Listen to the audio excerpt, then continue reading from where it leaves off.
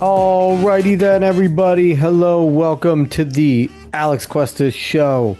Hope everybody is doing well on this Wednesday, September 14th of 2022.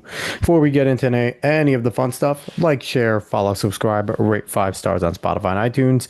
Spread this word of mouth and go find us on the socials. Just go search the Alex Cuesta Show. We'll be there. I am here as always with David. Hi, Dave. Hola. Hola. I am okay.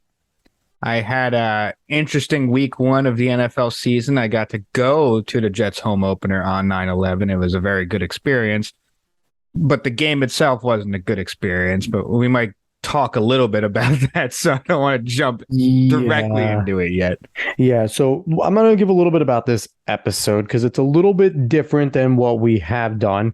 So this weekend on Saturday evening, I believe it was, I recorded an interview with John Ziegler. Now, if you don't know who John Ziegler is, he is a documentary filmmaker that made a film about 9/11, which is interesting that you went to the game on 9/11. He made a documentary about 9/11.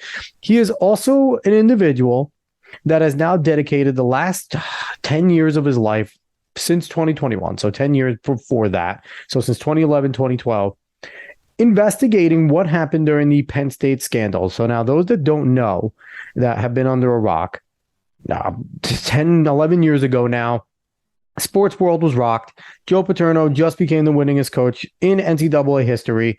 And it came down on that his longtime defensive coordinator, who had been retired for years at that point, Jerry Sandusky, was indicted by the grand jury for sex crimes, being a pedophile. The whole world was shook. Honestly, Dave, you were a little young for this. I don't know how much you remember of the whole Joe Pa thing. You probably did because I was very active in sports. Adele, my mother, your mother, Adele, she likes sports. She likes sports more than our father does. Mm-hmm. And we were all very in tune to this. Our cousin was at Penn State. She went to Penn State. A lot of this stuff going on. So all that went down, and it did shock the world. Now, what came out of it was the whole entire country. To this day, you could probably find anyone that knew about that, including myself before I discovered this, Dave, probably you, convinced that Jerry Sandusky is a pedophile, is rightfully rotting in prison, and the people that he abused and victimized are now getting their, just desserts for what occurred to them. John Ziegler had a different take. He did investigation, starting off with finding out if Joe Pa was innocent, because Joe Paterno was framed, it seems like, involved in that. And he went on from his discovery to finding out what he claims that Jerry Sandusky is an innocent man. He made a 19-episode, 24-part podcast, 19-part, 24-episode podcast series that released last year about it, called With the Benefit of Hindsight, which I am currently rocketing through right now because I did not finish it. But it's extremely interesting, worth the listen. Dave, you listened to the show. You listened to the interview. We talked initially about I'm going to call it the Duke BYU hoax. That's what it's going to be named from now on. The Duke BYU hoax that occurred 2 weeks ago. We talked about that. And then we jumped into the Sandusky with the Benefit of Hindsight podcast. You listened to the show. Give your impressions of what the show, what you thought about the show, and then we will give way and you guys can listen to that interview. Isn't it funny how multiple hoaxes have had to do with Duke? One where it's perpetrated against Duke lacrosse, and the other where it's it's still against Duke. Yeah, and very interesting. That they're the little the pigs that are getting slaughtered. Yeah. Either way, I will say the show was very interesting. John Ziegler is a very good guest. He knows a lot. He's been doing this for a long time. And just the fact of the matter is that he released something on a story that happened many moons ago just last year in order to fully flesh out what happened, what probably happened. Because I haven't listened to the show yet. I've only listened with the benefit of hindsight. Yeah. Yes, I haven't listened to that, so I don't know everything that he went over. But I know that during your interview of him, he's completely correct in this. He said that he needs to make sure everything is intact, everything is fully realized, in order to basically prove the case that Sandusky is more or less innocent. No. He doesn't say more or less. No. John Ziegler says definitively that Jerry Sandusky is an innocent man, which is a huge leap and a huge place to stand. Yeah. In this day and age. He actually did. Yeah. He did specifically say not guilty, not that. No, actually innocent. Yeah. So, yeah. But that is Herculean task, possibly more than Herculean, in order to do that, especially with the public conscience already, as you said, basically saying, okay, well, Sandusky is a pedophile. Like, everyone basically believes that if you heard the story. Yes. And I mean, I remember when I was younger, I didn't really know that much about it because I didn't care that much about it, but I did care about the Joe Pa angle, mainly because it was really weird to me, especially because they're like, oh, we're going to take away the wins he had and stuff like that. There was a whole controversy about taking away the things he earned for Penn State during his tenure there because of this controversy. Yeah. And even me at a younger age, I was like, wasn't that stupid? Like, that still happened. No matter, you can take that history away as much as you want. It still happened. There's not someone else didn't win those titles. They didn't have that record. That just makes no damn sense. But I guess even seeing from there the things that were happening, it all should have probably smelled a little bit. But I am interested in listening to the benefit of hindsight now. I do actually want to find out what he uncovered, because I know you have told me that he is all the interviews that he had with the people throughout the years about this topic is actually raw, unfiltered on, I don't remember the website. I think it's framingpaterno.com is his website. Let me double check that. So yes, yeah. But either way, having those interviews, no edits, is incredible for anyone to listen to. And framingpaterno.com is where you'll go, and it's all it's a very blank initial website, but if you go on the top bars and you click on all the things like original videos and stuff, there's a bunch of things there. So yes, and to me, what a lot of this tells me throughout the whole entire interview did with him, both with Duke BYU hoax and with the Sandusky trial and everything that happened, is that we need to understand that people are perfectly okay lying to you to get what they want done. And it doesn't have to be always the journalist. A lot of time it is, but it doesn't have to be always the journalist. I mean, he brought up how one of those in power in Penn State, not the highest power in Penn State, but one of those in power, did not like Joe Pa. He had certain reasons for not liking Joe Pa, and then that's probably the reason. He did say a speculation, but it's probably the reason why he pushed VP of the board. Yep, why he pushed for certain things to happen. Yep. So we do have to come to this understanding that people not only will lie to you, but do want to lie to you in order to push whatever narrative or whatever thing that they're trying to sell you. And this isn't a new thing. This has always been a thing. It has always been a thing. Yet again, going back to the Sandusky case, going back to Duke lacrosse, going back, and you can go even farther and farther back. It's not like, everyone used to be good in the media before. That's completely untrue, and that's just dumb to think. Yeah. Most of the time, people were still lying to you. In fact, it's incredible now that at least we have the internet, so we can see how much they are lying to us in general. Yep. And I don't know. Did it really get worse? That's a question to ask yourself as well. But that's what this. I'm not going to lie. That's what this. They do talk about with the benefit of hindsight. They do talk about the media angle and all the social media stuff. So I can't recommend more going to listen to that podcast. You mentioned that he interviewed people. When I tell you he has hundreds of hours of interview time. He interviewed basically everyone, as many people as he could from all angles over the 9-10 years. I didn't mention that in the show, but the Paterno family, the Sandusky family, of people, friends of the alleged victims. And I'm going to continue now to say alleged victims, because of what I heard, they are not victims. They are alleged victims at this point, because it needs to be retried. I'm at least at that point where we need to get a retrial for Jerry Sandusky. So that's the point that I'm at right now. Dave, before we jump into it, anything else that you want to add? No, not really. For the most part, thank you for your work, John Ziegler, because not many people would step up to the plate like this, obviously. And thankfully, you're one of the people that actually want to do genuine work on interesting topics. And especially if you're saying Sandusky is innocent, really a topic of justice, honestly. Yep. If Sandusky is an innocent man, then this is it's a terrible thing that happened. It's just an absolutely terrible thing that happened. And credit to his co-host of the podcast, Liz Habib, who goes in there very skeptical. And as you listen to the episode, she's getting more and more convinced as well. Mm-hmm. Credit to her as a journalist for going in there open-minded and being willing to have her mind changed, because it takes a lot to basically try to ruin your own career by saying Jerry Sandusky's innocent or being associated with an individual that's willing to say that. Mm-hmm. So, all right, everybody. Without any further ado, here is my interview with John Ziegler, senior columnist, talk radio host, documentary filmmaker, and host of the With the Benefit of Hindsight, the true story of the Penn State Scandal. Thanks, everyone. We'll be back next week. Enjoy the interview. Hello, everyone. Welcome to the Alex Cuesta Show. I want to thank everyone for being here.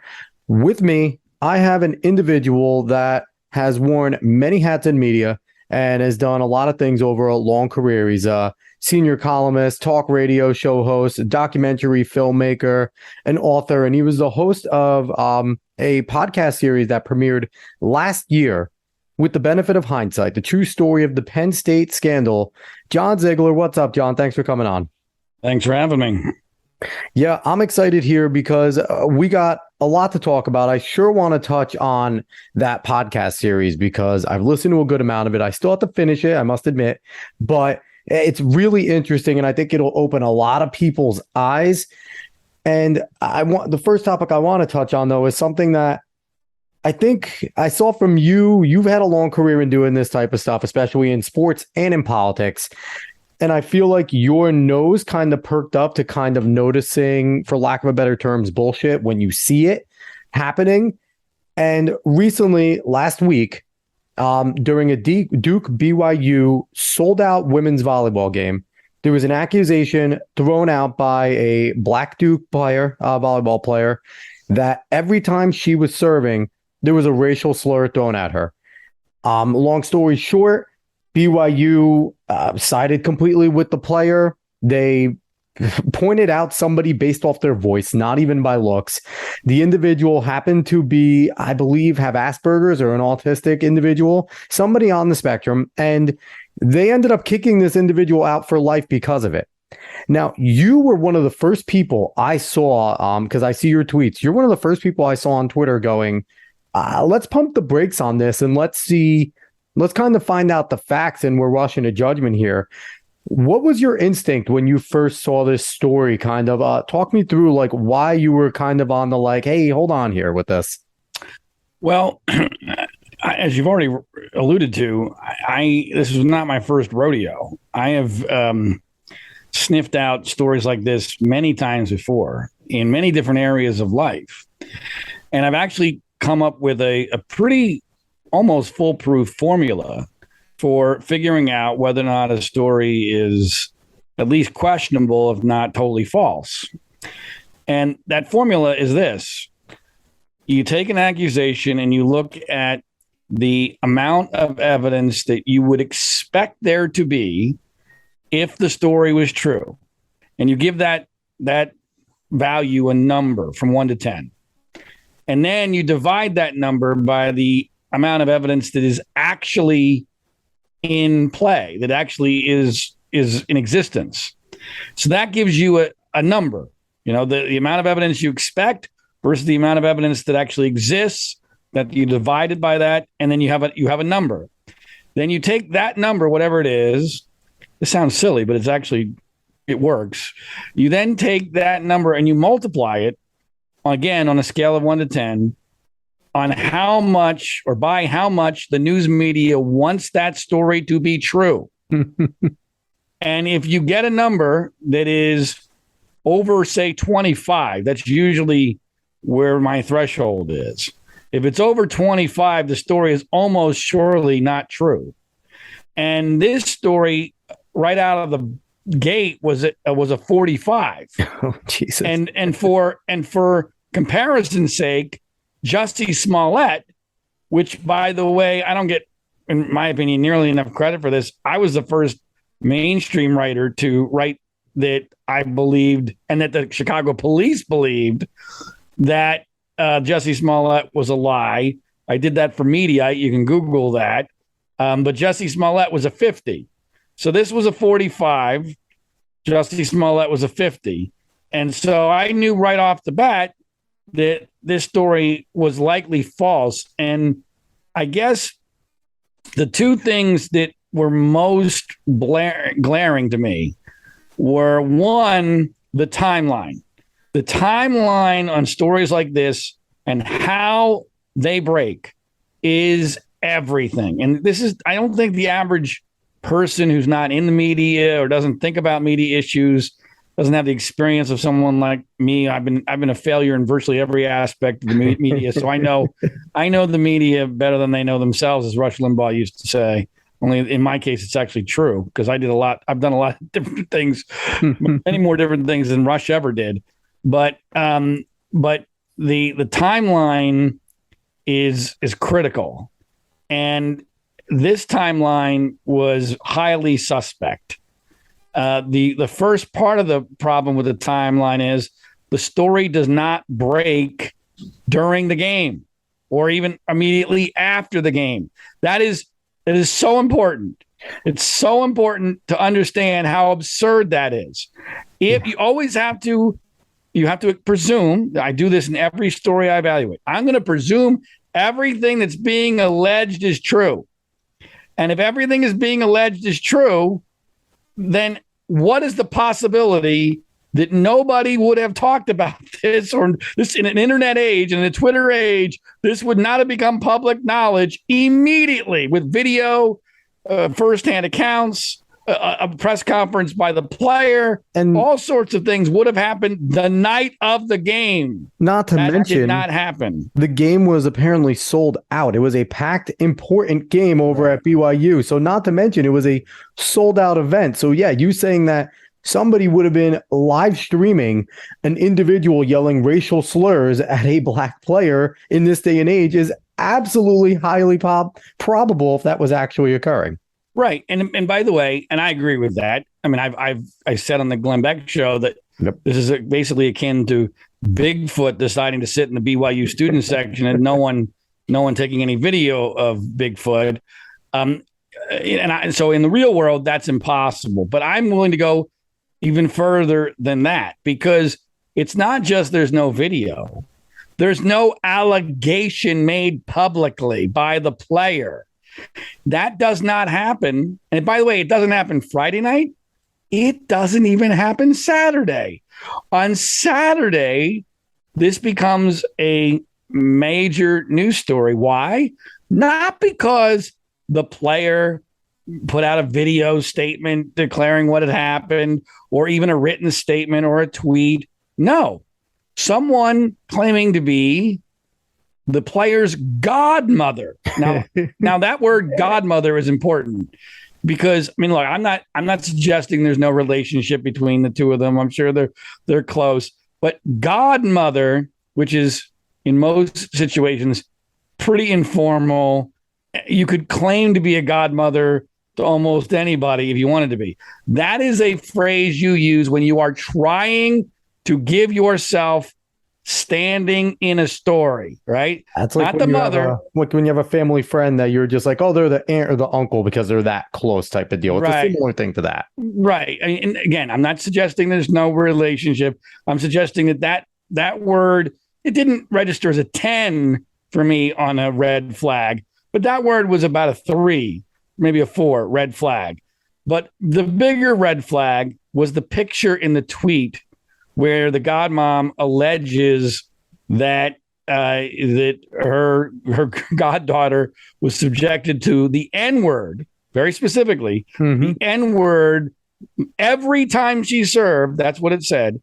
Every time she served, and then was subjected to racial intimidation by a white man. Okay, now that's horrendous, and that's why that went viral, and that's why LeBron James tweeted it, which was really what sparked the whole fire. But in that tweet, if you're a member of the media, you used to ask questions or think critically. You would look at that tweet and you would go, okay, well, first of all, the first question I have is, why is this on Saturday, not Friday? My second question is, why is it the godmom, not the player, that's saying this, or Duke that's saying this? And then number three, the photograph that the godmom uses in the tweet is of her and her goddaughter, but it's not from the game. It's from them clearly, in a non-volleyball situation, obviously, and it's an older picture. Why is that significant? That told me immediately she wasn't there. And if I'm not mistaken, isn't the godmother running for political office? Well, that would have been number 4. Go ahead, I'll let you finish up. The fourth thing about that tweet is, if you look at her Twitter feed, she's currently running for political office. And then number 5, which I didn't even get to because someone else found this a day or two later. If you look at her past tweets, she had literally dozens of tweets that if she was white and was tweeting about a black person would be considered openly racist. Now, those are 5 major problems, at least, with the tweet. And the media didn't even bother to ask any questions about any of them. They just rubber stamped it. And then it wasn't until Sunday, again, the timeline is everything, Sunday, when Rachel Richardson releases a statement written. Now, I'm always very wary of written statements because, obviously, it's very easy to write anything you want to write. Saying it, there's different levels of statements, right?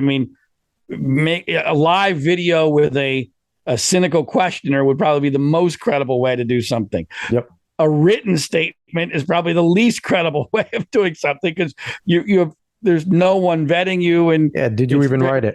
Yeah, did you even write it? You can take as much time as you want to come up with it, whatever you say. And to me, when I read the statement from Rachel Richardson, I knew I was right because she doesn't say anything about the N-word. She then refers instead to racial heckling.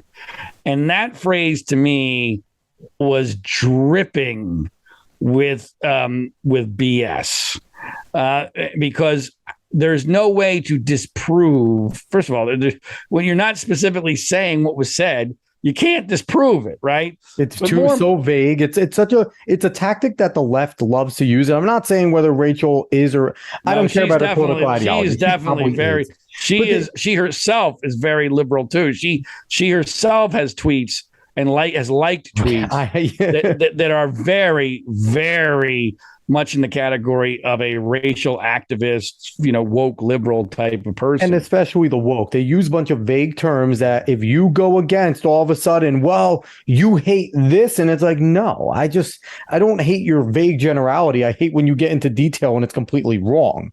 But they like to use these vague terms, these big general universal things that everyone can agree with, and then all of a sudden go off the hill with it. Well, let me go. This term racial heckling is really important because when you understand the context and the timeline of how this all went down, a very different narrative and scenario to me becomes very clear.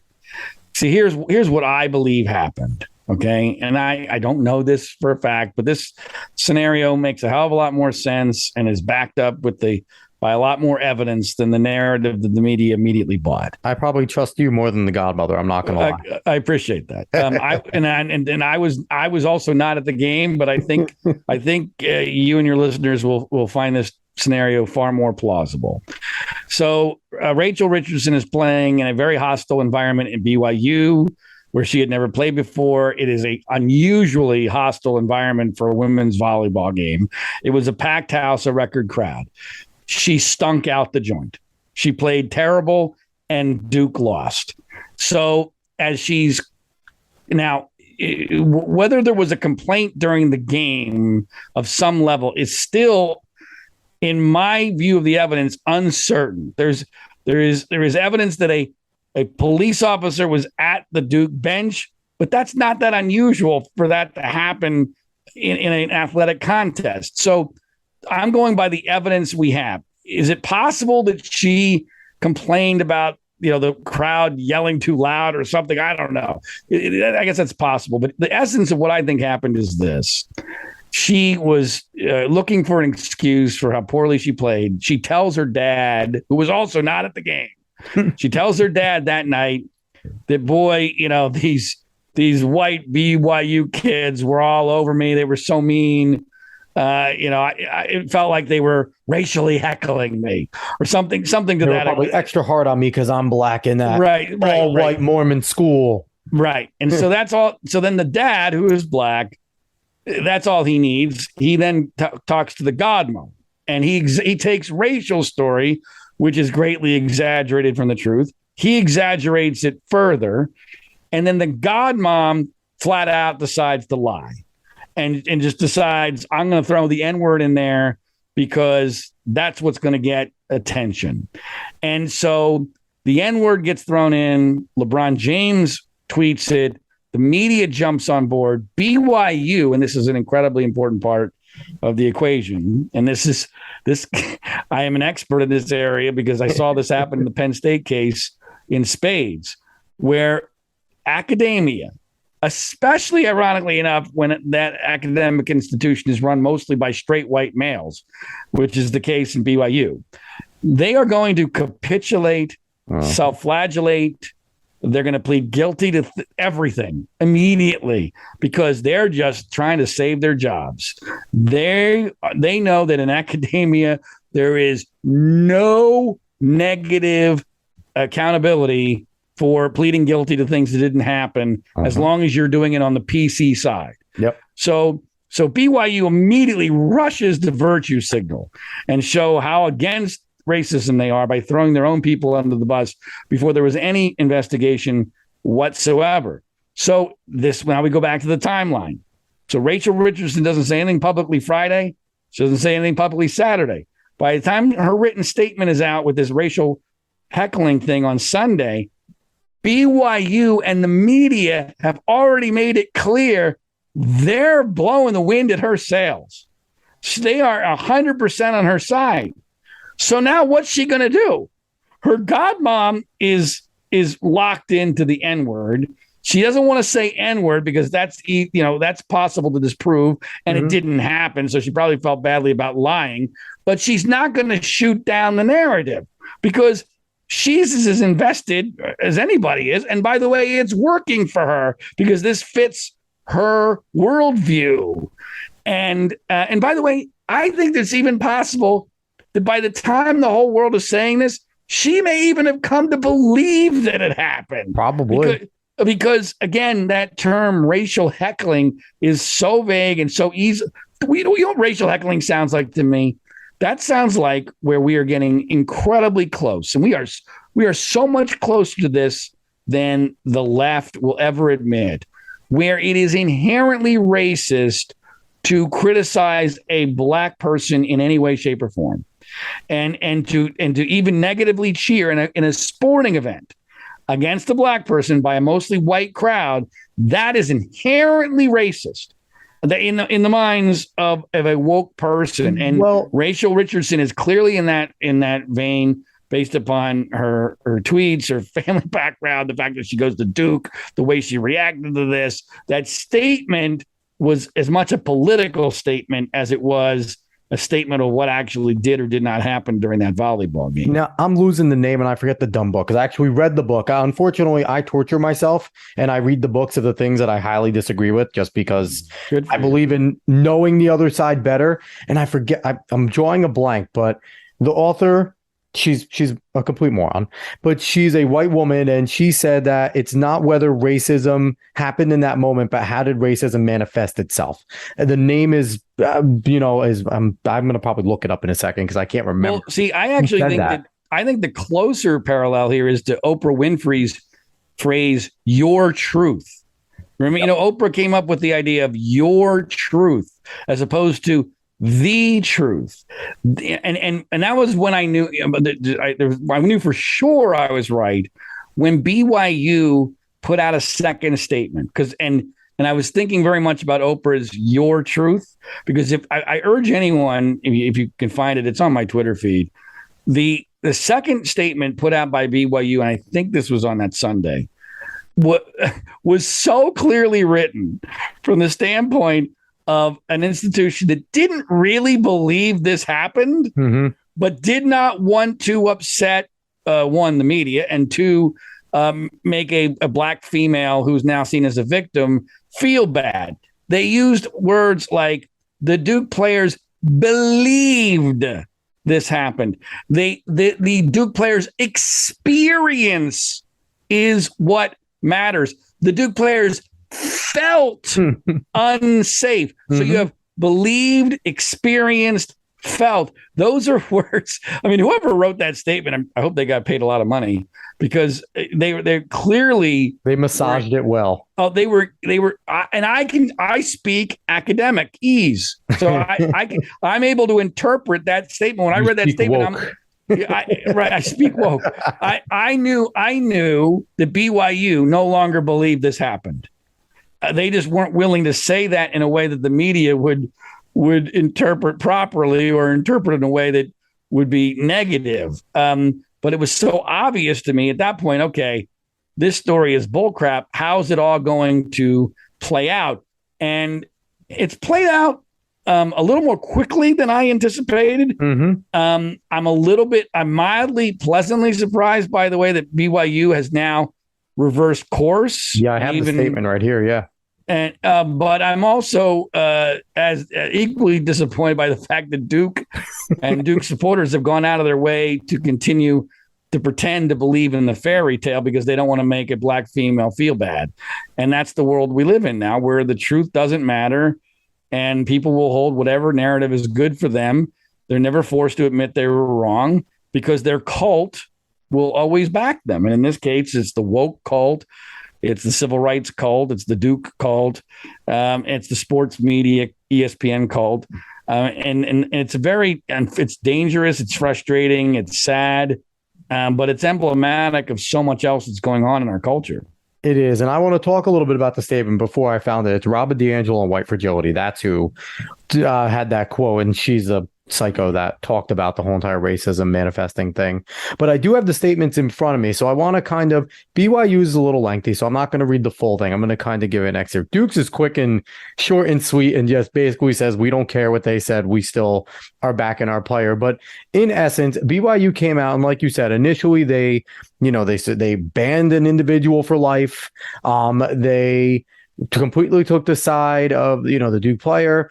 But then they come out, and this was yesterday, and then it was updated today, apparently, that they reviewed all available video and audio recordings, including security footage, raw footage, all camera angles taken by BYU TV of the match, broadcasting audio removed to ensure that the noise from the stands could be heard more clearly, reached out to 50 individuals who attended the event, Duke Athletic Department personnel, student athletes, BYU Athletic Department personnel and student athletes, event security and management, and fans who were in the arena that evening, including many of the fans in the on-court student section where they accused an individual of saying this.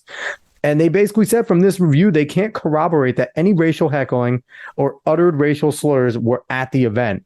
And then they went on to reiterate, we won't tolerate it. We stand against racism. They went through the whole entire thing to kind of CYA again.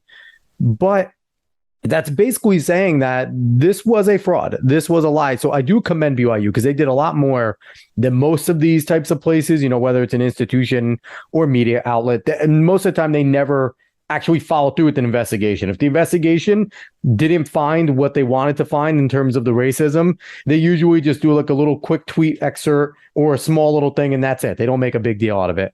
BYU actually at least gave a legitimate statement here, but I just want to jump to Duke's statement, which is laughable. This one I'll read because it's a small little paragraph. This was from Duke University Vice President and Director of Athletics, Nina King. Quote, the 18 members of Duke University volleyball team are exceptionally strong women who represent themselves, their families, and Duke University with the utmost integrity.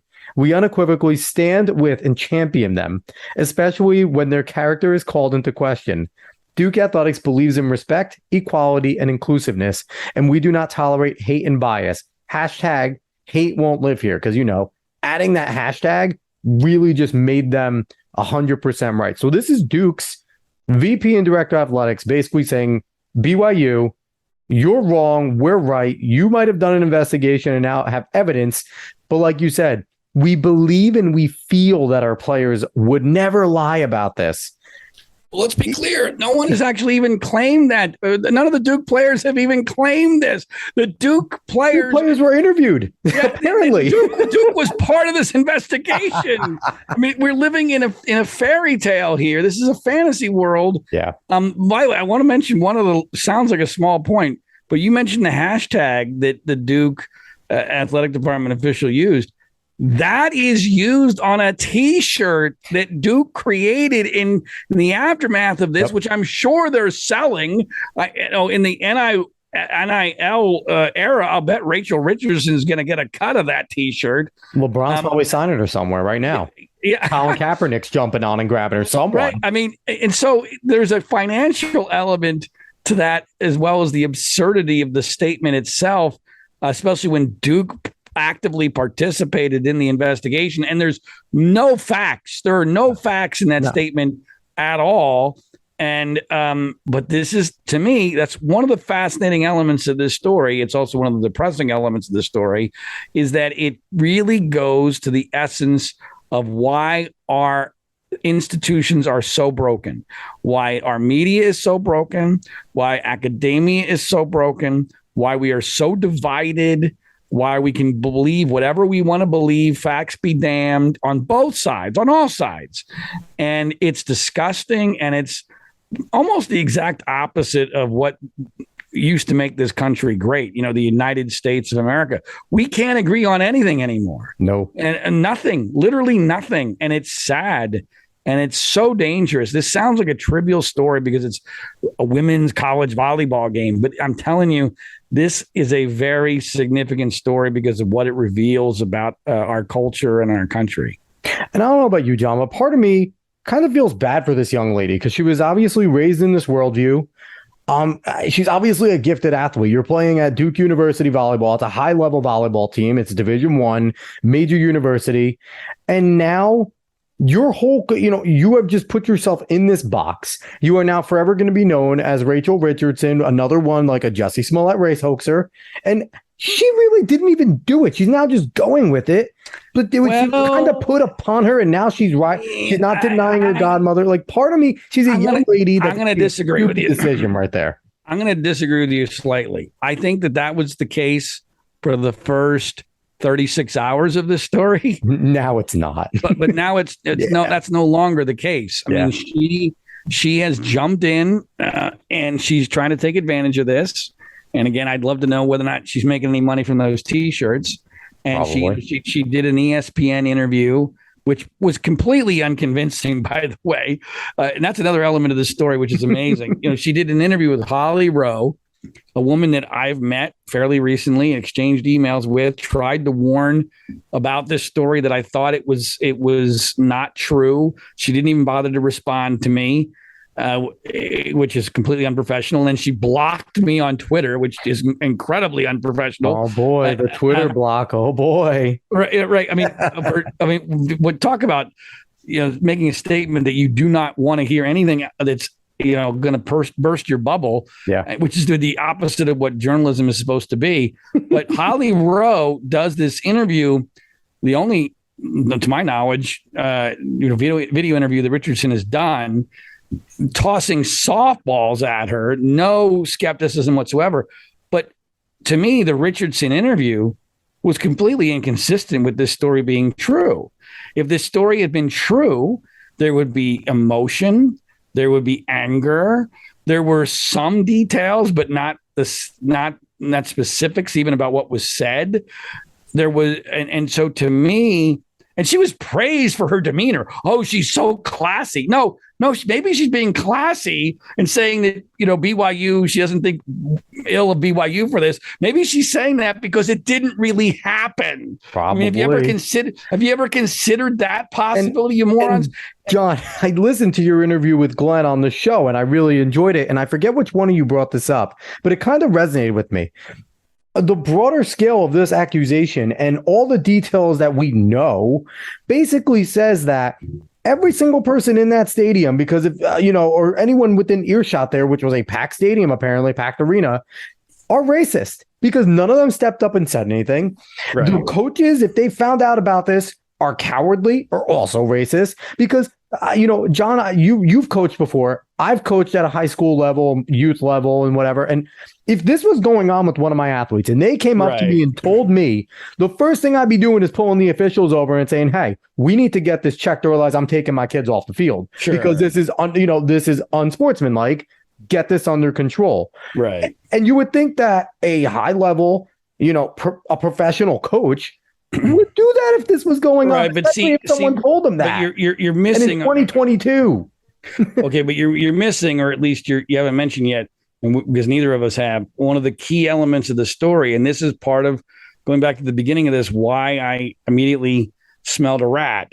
And that is that BYU is too perfect a target for this story. They certainly are. Because they are mostly white, although there were black basketball players in the student section of that crowd that night, and they are mostly Mormon. And the media believes that a mostly white Mormon crowd is capable of anything. That arc strain of argument that you just gave has no impact on a New York media member because they think, well, no, they're just all circling the wagons to protect their fellow white Mormons, which is ludicrous if you know anything about the reality of it. And by the way, I don't want to leave the Holly Rowe situation because this goes to just how broken the news media is.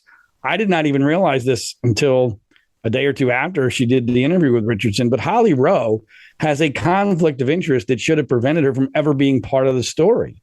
Holly Rowe originally went to college at BYU. Wow. But she got kicked out of school there. Oh. So here she is, and she ends up going and graduating from another school in Utah.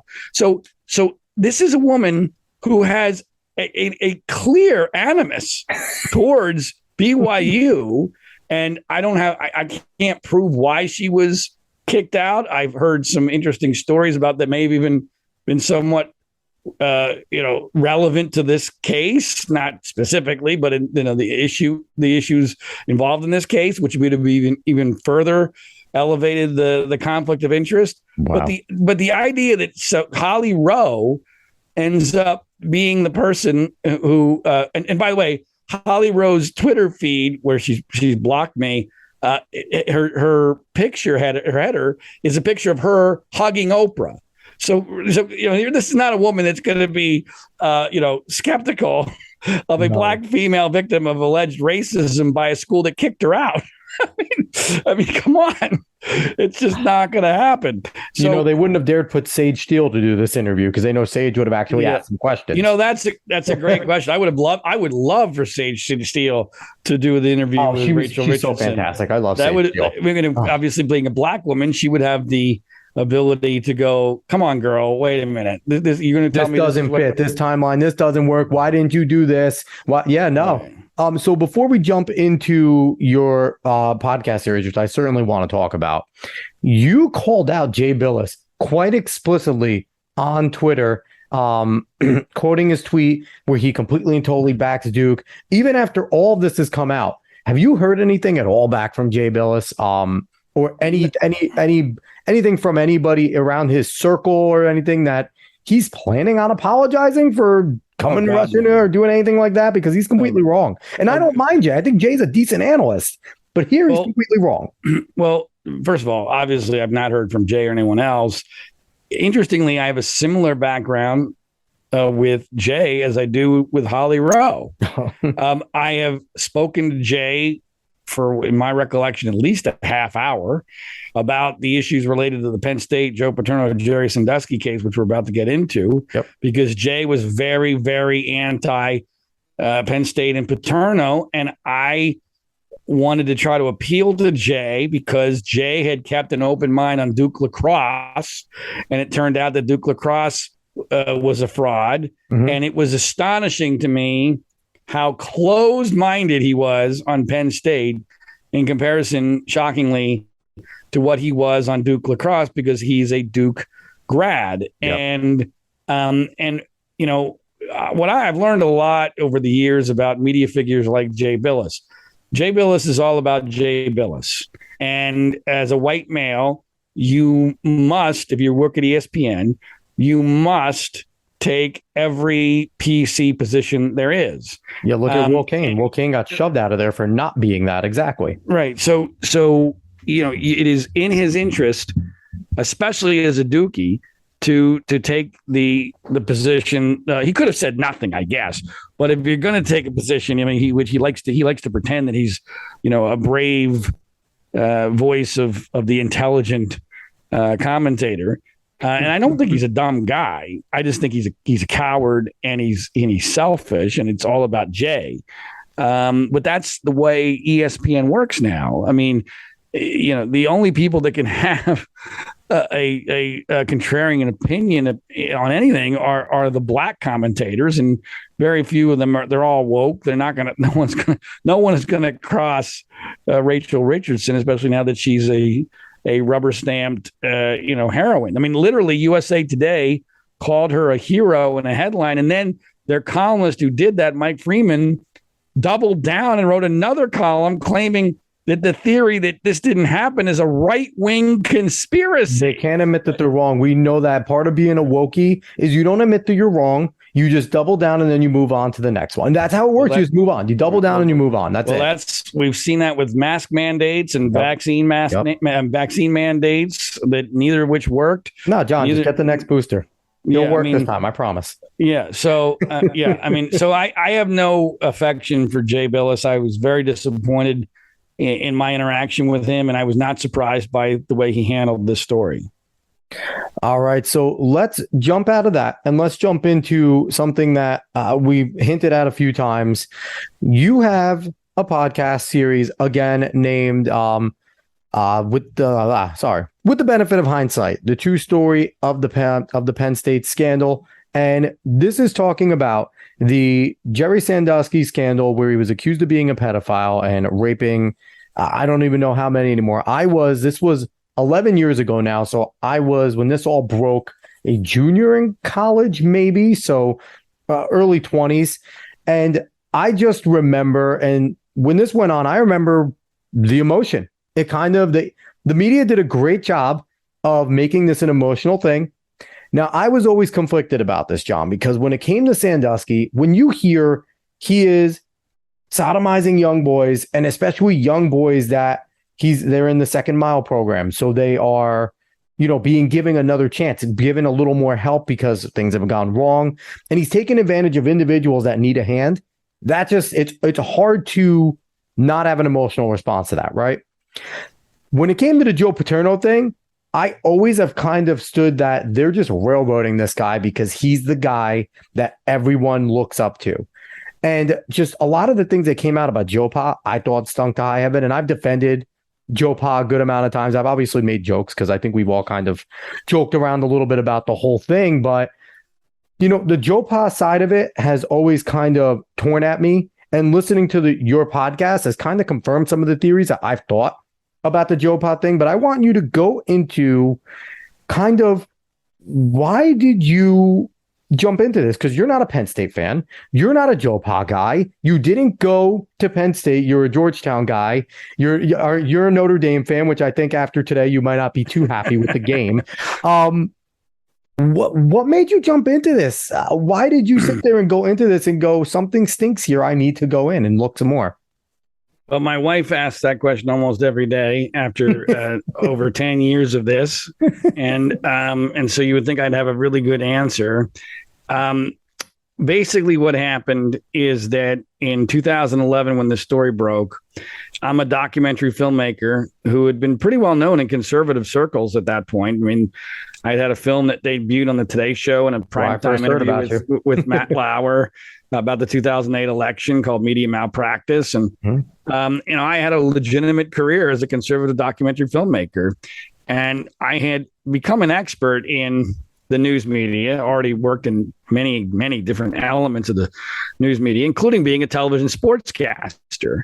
And I had grown up in Pennsylvania in the Philadelphia suburbs. So I was obviously very well aware of Penn State and Joe Paterno and even Jerry Sandusky. Yep. But I was not, as you said, a Penn State fan. In fact, the only Penn State game I ever went to was a Penn State Temple game at the old Veterans Stadium in Philadelphia, and I was rooting for Temple. So I mean, it's not like this had anything to do with, love of Joe Paterno, which a lot of people automatically presume, oh, you must be a Joe Paterno fan. Well, I mean, I admired what he did, but I want to stop there. At that point, before all the scandal came out, as Joe Pa's star rose, it comes from right now. We all kind of still hate Nick Saban because Nick Saban is still winning everything. But as Nick Saban gets towards the twilight and he starts to edge towards all these records and doing all this stuff, there's just a time where you just have to respect greatness. And Joe Pa was at that point where love him or hate him, rival. He's kind of at that Coach Krzyzewski point there where you respect the guy. You appreciate watching greatness. And I know this is far afield of the podcast, but I do think I've always found it interesting. There's so many elements of the perfect storm here, and there's so many elements of my life that ended up being incredibly well suited for me to be the person to take this on. But a small one was that I remember having conversations with friends of mine who went to Penn State. This is before the scandal. And looking what was going on with Joe Paterno, who was, well into his 80s and at times infirmed and clearly not really coaching the team anymore as he was heading for the all-time record for most wins in the history of college football. I remember specifically saying, this is not going to end well. And having no idea how catastrophically it was going to end. But I do think that my instincts there were relevant because I mentioned the perfect storm. There's 1,000 elements of the perfect storm in the story. One of them is Joe Paterno not retiring. If Joe Paterno had retired when he should have, which would probably have been at least a couple years before 2011, we never hear of this story, period. And Jerry Sandusky, in my very strong opinion, is playing golf today. Without any charges, no arrest, no nothing. And you have to understand the nature of the case, the nature of the timeline, the impact of Joe Paterno, how important he was to the media angle of this story. When Jerry Sandusky is arrested on that first weekend in November 2011, and I think the prosecution was a bit upset by this and surprised by this. Penn State is not playing that weekend. They have off that weekend. Joe Paterno had just become the winningest coach in the history of college football the previous weekend. No one cared about the story. The national media reported it as a footnote. Oh, by the way, isn't this interesting? You might recall this guy by the name of Jerry Sandusky. He was a Penn State assistant coach, 1986 national championship game, blah, blah, blah. Yeah, he got arrested. That's weird. Okay, let's go back to the game. Yep. I mean, that was the general. By the way, in Sports Illustrated, I've always used this as the proof of my argument. Sports Illustrated, which back then was still a legitimate, magazine, they would go to bed on Monday afternoons. So Jerry gets arrested. The charges come down that Friday night. He's arrested Saturday. The story breaks over the weekend. By Monday afternoon, Sports Illustrated does not have one news story about Penn State Sandusky in their next edition. They have a column at the end of the magazine that reads as if it's the last you're ever going to hear of this story. Oh, wow. We got fooled by this guy, Jerry Sandusky. This is terrible, blah, blah, blah. By the next week, it's the cover of Sports Illustrated, and it's almost the entire magazine. What changed? What changed was it became a Joe Paterno story. It was not a Joe Paterno story until ESPN made it a Joe Paterno story during a very slow news week. Nothing was going on in that week of November. Baseball had ended. The NBA was on strike. Obviously, football's in its playoff lull. No one cares about hockey. College basketball hasn't started yet. This is a very slow week during November ratings period. Yep. And they all of a sudden look around and they go, wait a minute. This grand jury presentment, if you read it the way we'd like to read it, it kind of implicates Joe Paterno here, because Joe Paterno was supposedly told about the rape of a child, and all he did was tell his superior. Wait a minute. Now, this is a gold story. Now, this is a Greek tragedy. This is the bringing down of not just a football legend, but a guy who was deemed to be the pinnacle of all that was good in sports. Yep. I mean, so it's, if this had been, I've always said one of the many, again, elements of the perfect storm here, if this had happened at Florida State or Miami or, one of the programs USC or something like that. Yeah. One of those programs that's used to scandal where they've had every virus imaginable. They've been inoculated against all these. They would have survived. Penn State had never had any scandal. Nope. In the 50 years of Joe Paterno being there. They had no immunity to any viruses. So they get this virus and they immediately keel over and die because Joe Pa was Penn State. He created that. Right. Penn State was not a powerhouse before Joe Pa, and they weren't a powerhouse in the beginning of Joe Pa. He really worked his tail off to make them who they are. Right. And it's definitely a shock to that. So university. I know we're running out of time here, but I want to tell the general story here of how I got involved and what I think happened here, because when I got involved, I had no concept that I would, one, be on this 10 years later, and two, that I would be focused more on Jerry Sandusky than I was on Joe Paterno. The Joe Paterno angle of the story never made any damn sense. Let's go back to BYU Duke.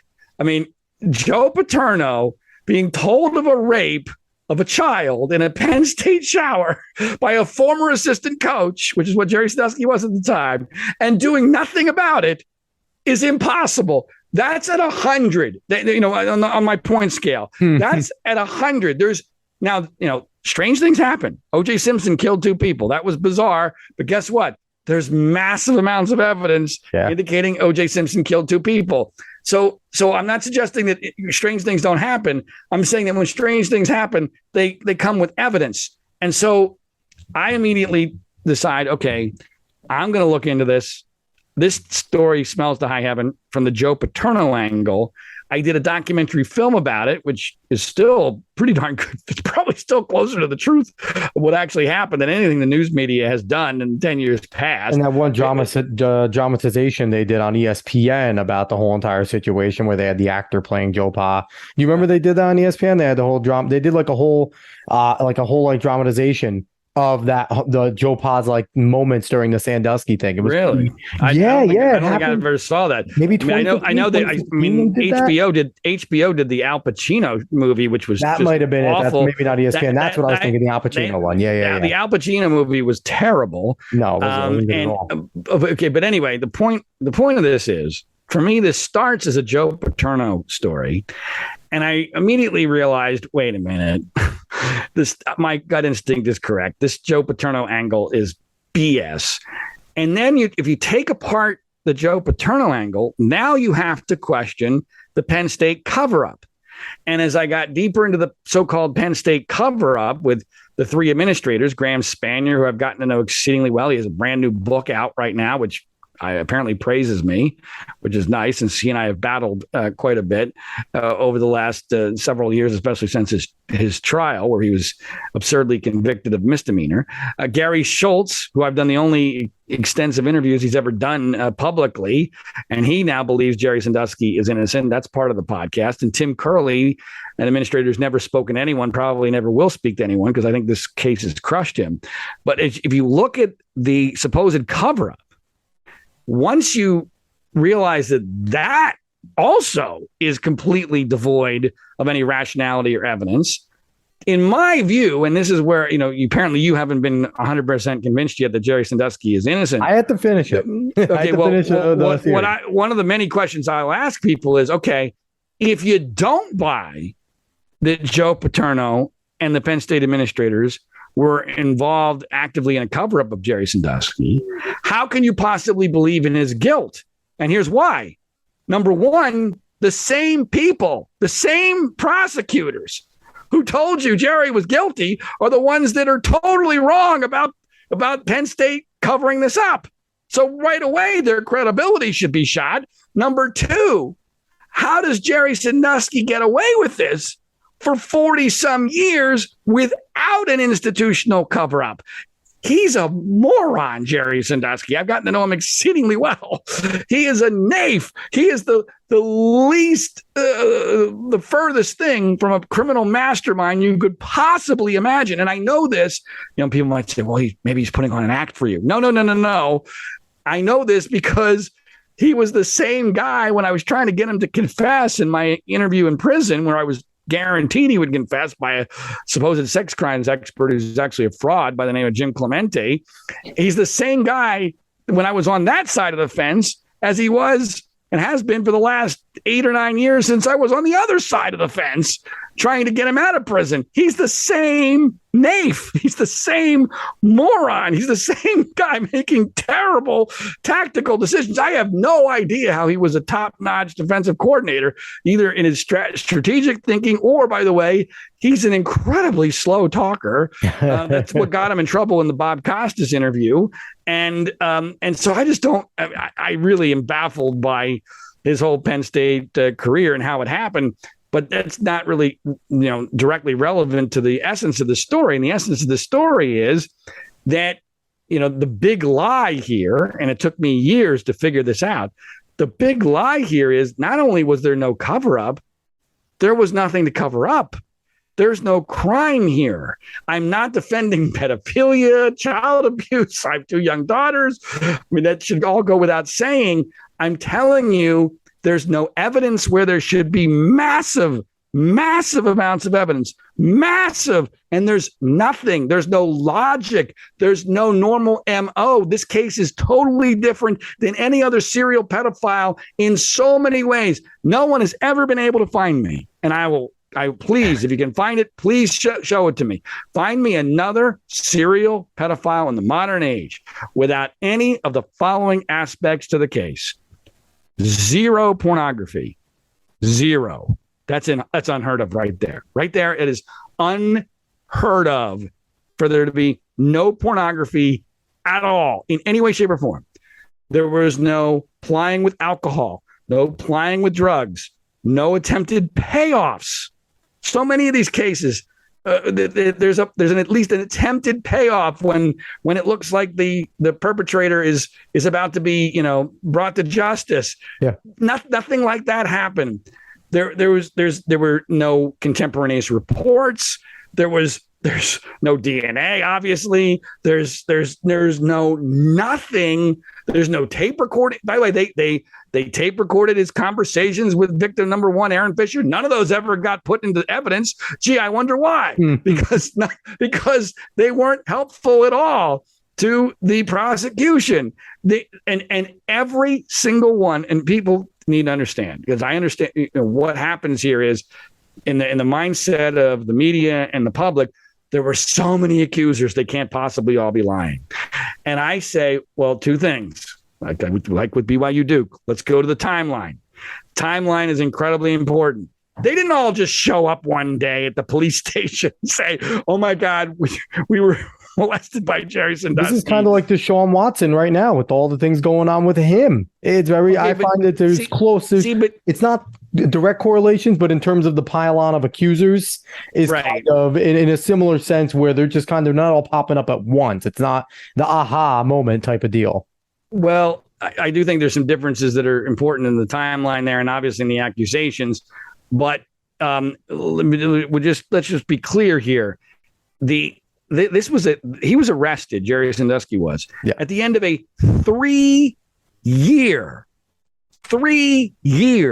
grand jury investigation. 3 years. Now, right there, in a rational world, makes you go, wait a minute, hold on a second. Isn't there a statute to something like that? Why did it take 3 years to get an indictment? In fact, in the upside down world that occurred during the nuclear media explosion, there were people that were asking that question from the other direction. Wait a minute. Why did you slow walk this investigation? Why did it take so long? Why are you protecting Jerry Sandusky? Why is he allowed on the streets for 3 years while he's a pedophile? No, it would happen that way because they had no goddamn evidence, because he was, as bizarre as it sounds to people who have not followed the case, he was innocent. So, John, I have to say real quick, one of the things that opened up my eyes while listening to the show, and one of the things I think is a misconception to this day, is that when you're hearing all this going on in real time and you're hearing everything going on, a lot of people were saying,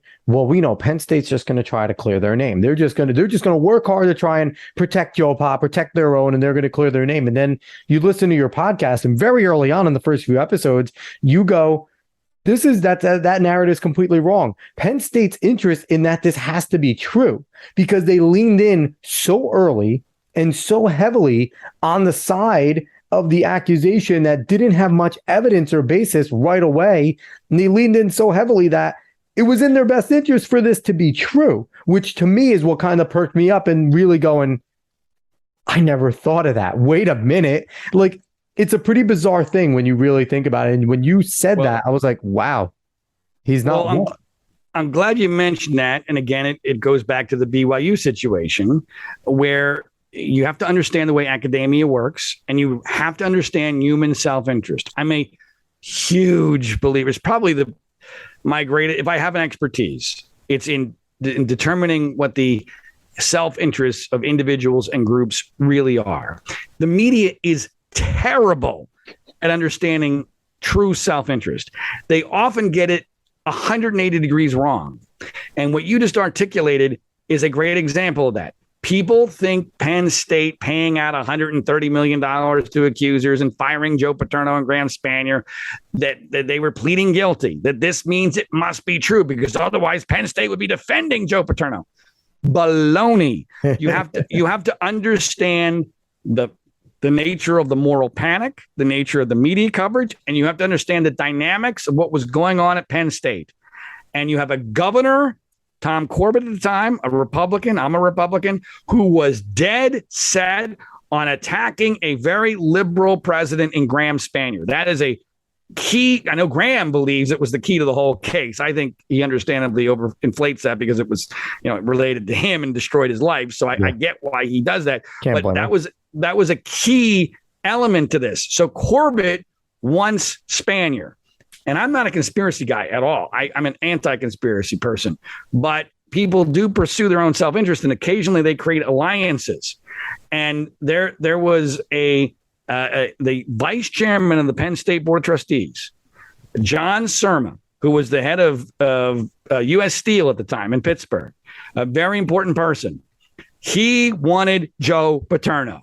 He wanted Paterno for years. In fact, Graham Spanier, in our first conversation I ever had with Graham Spanier, I've had dozens for hours with Graham Spanier over the last 10 years. First conversation, he says to me, somewhat naively and innocently, he says, I was always wondering why every year John Surma was asking me, when are we going to fire Joe Paterno? And go into the reason why, because it's kind of a ridiculous reason why John Surma was going after Joe Pa. I think it's kind of a childish reason why he was so out for him. Well, this is interpretation, but I don't think it's a stretch.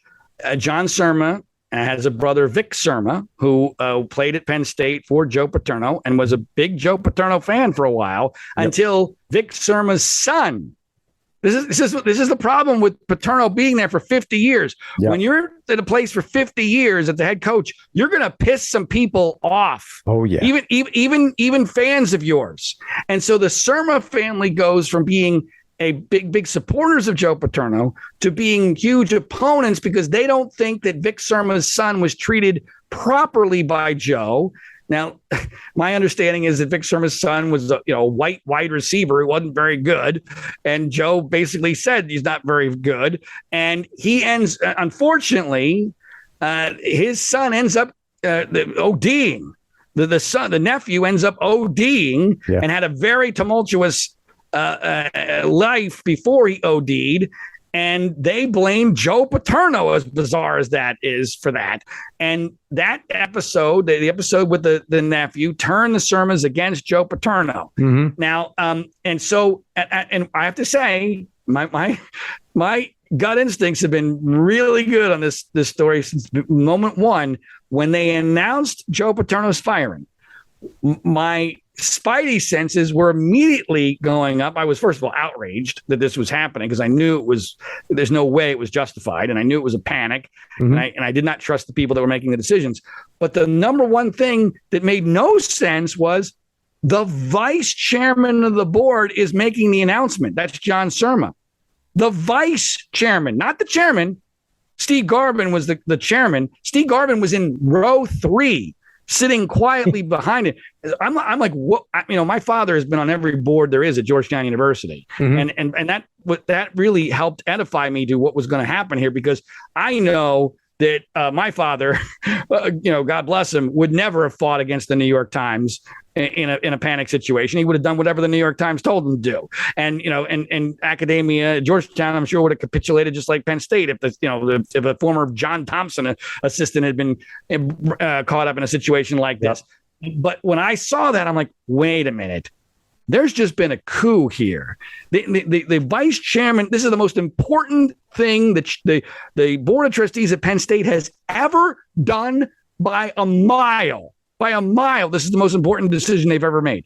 And it's being announced by the vice chairman. Something doesn't make sense here. Well, we now know all these years later that Surma and Corbett were in an alliance. Corbett wanted Spanier. Surma wanted Paterno. The old never let a good crisis go to waste phrase was put into action.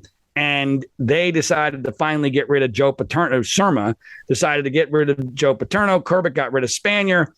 And the result of that was that once Paterno and Spanier are fired, understandably, the entire public and the entire community of State College presumes Jerry Sandusky must be guilty. Yep, because 100%. How in the world would you possibly fire your legendary head football coach and your respected president if the guy wasn't at least guilty? Mm-hmm. They're completely making it impossible for Jerry Sandusky to get a fair trial. They're, by the way, making it impossible for Spanier, Curley, and Schultz to get a fair trial because their employers are effectively pleading guilty on their behalf. And then Penn State is deeply, deeply, deeply invested in not having been wrong. Because can you imagine what would have happened to those Penn State Board of Trustees members if 7 months after the firing of Joe Paterno, there's a trial, which, by the way, is record time, no continuances. I mean, if there was a conspiracy in this case, it was a conspiracy to make sure Jerry Sandusky was convicted in enough time so that Louis Freeh could come out and the NCAA could come out before football season started in 2012. That was a conspiracy, and there are emails to prove that. And it's absolutely outrageous that due process was thrown aside. It's unheard of to face a trial 7 months after arrest in a case where there's 10 accusations against you. It's just completely absurd. But the reality here is that had that trial happened and Jerry Sandusky found not guilty and on all counts, the members of the Penn State Board of Trustees, because now, by the way, Joe Paterno is dead. Yep. That's an incredibly important part of the timeline here. Paterno dies like a month and a half, 2 months after the scandal hits. And so that Penn State Board of Trustees, if Jerry Sandusky was to be found not guilty on all counts after firing Paterno and Spanier, there would have been tarring and feathering in the streets. Oh, yeah.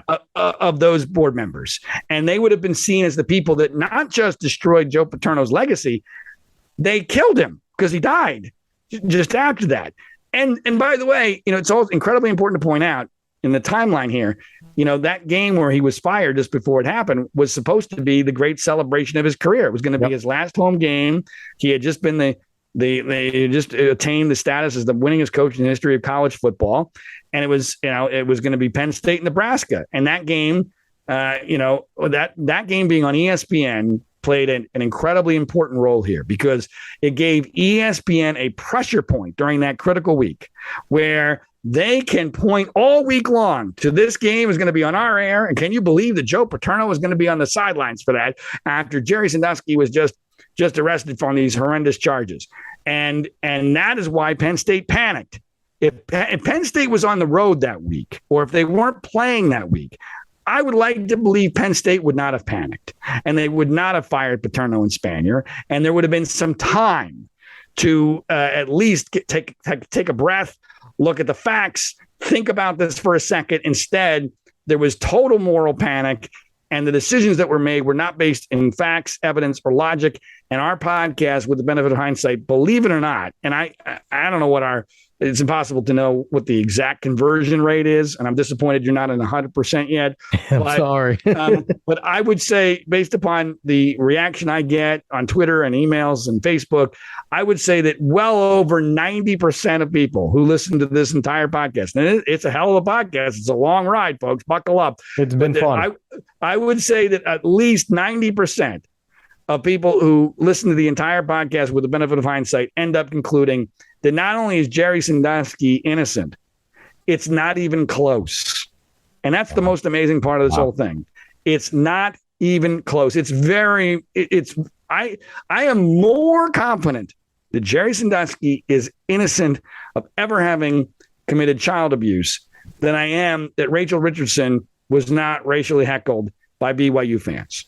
That's how confident I am. That's incredible. So before we kind of go, because you've been incredibly generous with your time, and I appreciate it, John, that you're hanging around. Because we're going to completely skip a last portion that I wanted to talk about. And I certainly want to have you on again to talk a little more about the media aspect completely, because you do know the media side very well. So I certainly want to have you on another time. But before we go, I do have to ask you, since you released the full-fledged of the podcast in 2021, I believe is the whole time that you released it, what has been kind of the response, kind of people that are coming down on you and saying that, you're completely wrong and you're just defending a pedophile, and versus those who have listened and been like you said, you're completely right? Have you had any high profile people that listen full through and it's like, we've been wrong?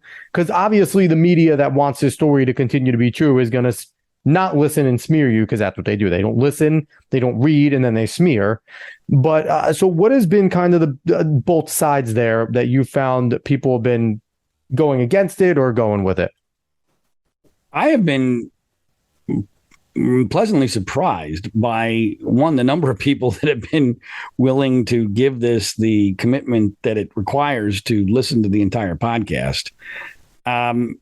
So that, number one, that's been good. And I would say I've gotten, I don't know how many, but it's dozens and dozens of incredibly heartfelt, detailed emails saying, I can't believe I'm writing this.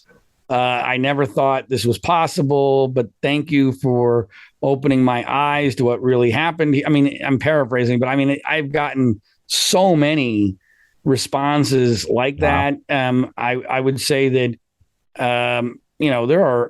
there are people on Twitter that are debating about this from my perspective almost 24/7 now, because there are people that are that totally convinced that this is the greatest legal travesty of our time. Again, and it's not even close. It's not like people are thinking, well, gee, this case wasn't proven or he could be innocent. No. We prove this. It's almost impossible to prove a negative But I believe we do. I believe we go into such great detail that it is impossible to believe that Jerry Sandusky is guilty after listening to the full podcast, because we go into so many different. We cover every single possible base that there is, and part of the reason why we have episodes that are sometimes 4 and 5 hours long is because I know the incredibly high burden of proof that I'm held to on this case. And so therefore, when I make a statement, I know that I need to build a massive wall around that, a wall of facts around each statement, because otherwise, if one of those statements falls apart, then my whole argument might be, alleged to have done the same. So, and my co-host Liz Abib, who's a former TV sportscaster here in Los Angeles for the Fox affiliate, and is actually and now part of academia. She's been a professor at Syracuse University Newhouse School and the Walter Cronkite Journalism School, and so she is a Pitt grad, and she started all of this thinking I was crazy, and now she believes with almost the same certitude that I do that Jerry Sandusky is innocent. So I would say that the listener reaction has been quite gratifying, a little bit surprising, mainly because I just didn't think people would still be this interested in the case and have this level of commitment to it this many years later. But I will say it's a very compelling podcast, and it goes way beyond just the Penn State story. You're going to learn so much about life, so much about the media. And by the way, you're going to understand, this sounds crazy, you're going to understand what happened with COVID a lot better when you listen to this podcast. In That's my incredible. opinion. I don't know if you agree with that or not, but I truly believe I was one of the first that called exactly how COVID was going to go down. And it's because I saw so many of the same parallels to the Penn State Sandusky case. You have a panic. You have an unprecedented situation. People don't have any reference point. You have experts claiming they know what's good, what's right.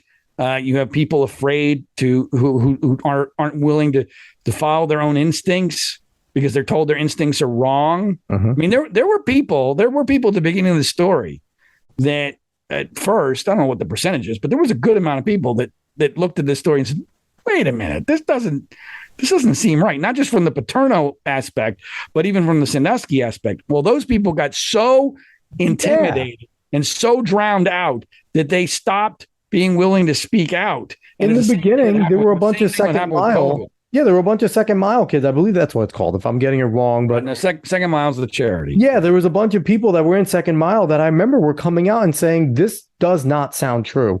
I know Jerry Sand, I know him. He's been a father figure to me, this and that. And they did disappear pretty quickly. I have to say, maybe the first few weeks, there was a good amount of them coming out and saying, and they were getting destroyed for coming out and saying these things. But they were very similar to the medical professionals that were saying, wait a minute, we're totally overreacting to COVID here. This is a coronavirus. We've seen these forever. Right. Or that masks don't work, or that why are we mandating a vaccine that doesn't stop transmission? I mean, it's the same basic concept. And once you are perceived as either being pro pedophilia or pro a virus that's killing millions of people, you're done, right? I mean, most people are just going to say, "I'm sorry, I'm going to go away now," because most people don't have that kind of skin, and they certainly don't have that kind of a platform. I mean, they're not going to be given a platform by the media when the media, as they were with COVID and they were with Sandusky, is 100% on one side of the story. You should always question when the media is universally on one side of a story, because almost no story is without complexity. Have you gotten any positive feedback from media outlets about your podcast? From written media outlets coming out and saying there have been people in the media, no major figures, but there have been people in the media who have listened to the podcast and are incredibly impressed and convinced. Yes. Good. Well, I will spread the word to anyone I know that's interested, especially in this, to listen to it, because I've been compelled and it's been interesting, and I'll let you know when I finish it 100%. And I'll tell you, It seems that this way, as I'm leaning towards, I might be in that 90 percentile with what I've been hearing, but I do recommend it highly to anybody. John, I really appreciate you coming on the show. I wish we had more time because I have plenty more I want to talk to you about, but I really appreciate you coming on. All right. Let me know when I get you to 100% on Sandusky's innocence. Absolutely. Again, he's John Ziegler. He's a man of many hats in the media, senior columnist, talk show radio host, a documentary filmmaker, and author. And as we've just been talking about, he's the host of With the Benefit of Hindsight, the true story of the Penn State scandal. Someone that is very big on this. John, do you have anywhere you want to shout out, any social media that you want to tell everyone to go follow you? I'm very active on Twitter, and my Twitter handle is a terrible college nickname, which is Zigman, Zigman, Zigman Freud. So at Zigman Freud, just look up John Ziegler, Ziegler, and you'll find me. Awesome. Again, thank you everyone for listening. I really appreciate everyone listening to the podcast. John, once again, thank you for coming on. Everybody, so long.